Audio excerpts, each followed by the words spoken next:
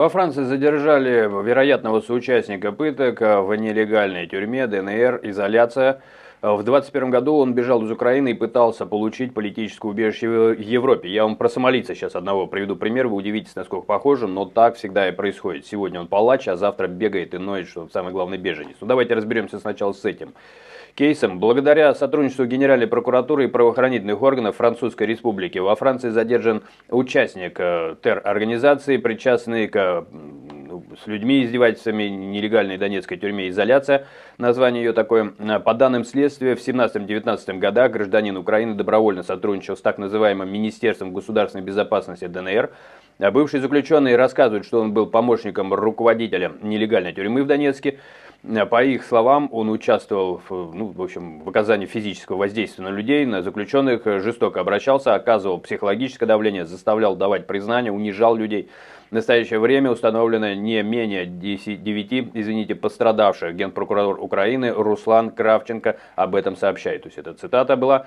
По данным национальной антитеррор-прокуратуры Франции, гражданин Украины 79 года рождения Евгений Б. помещен под арест до суда. Как пишет Украинский центр журналистских расследований, речь идет о Евгении Бражникове. В марте 2020 года ему было сообщено о подозрении в участии в террор-организации, нарушении закона и обычаев войны.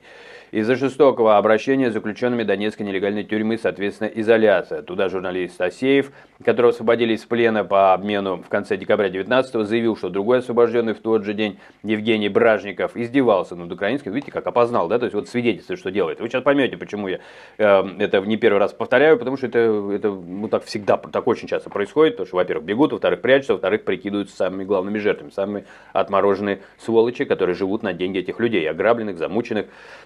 Собственно, со Второй мировой войны, это, наверное, настолько прописная истина. После того, как его дело в 2021 году было передано в суд, обвиняемый сбежал из Украины во Францию и попытался получить там статус беженца, естественно.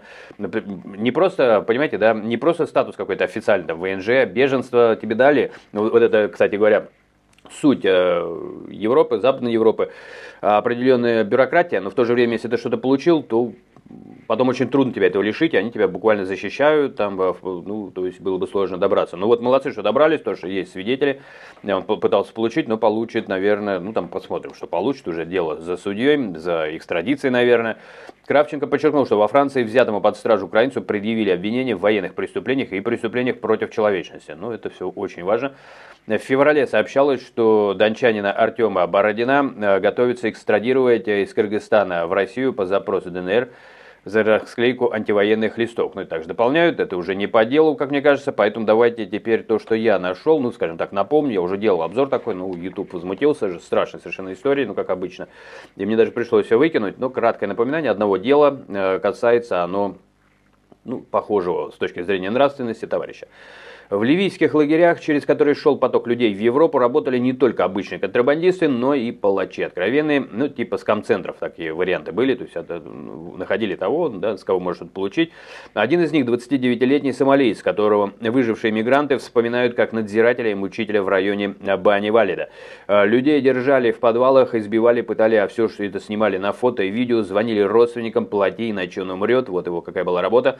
По данным следствия, именно так он участвовал в похищениях, пытках, и даже там несовершеннолетние, тоже присутствовали, и пытался сопротивляться, то есть там всякое насилие, в отношении всех, но в какой-то момент палач меняет маску и сам отправляется по тому же маршруту, что его жертва. Он оказывается в Европе, оседает уже в Германии, пытаясь раствориться среди таких же беженцев, как те, кого он когда-то сам истязал. Однако один из сомалийцев, добравшийся до Европы через Лампедузу, узнает его и дает показания, за ним подтягиваются и другие выжившие, пазл сходится, итальянская прокуратура Палермо запускает ордер, и в немецком Цвайбрюгене проходит тихая, почти секретная операция, без имени, без лица, только 29-летний сомалиец, подозреваемый в похищениях, пытках, убийствах мигрантов. Сегодня он человек, который держал людей в цепях ради выкупа, а завтра он уже скромный проситель убежища с легендой жертвы войны.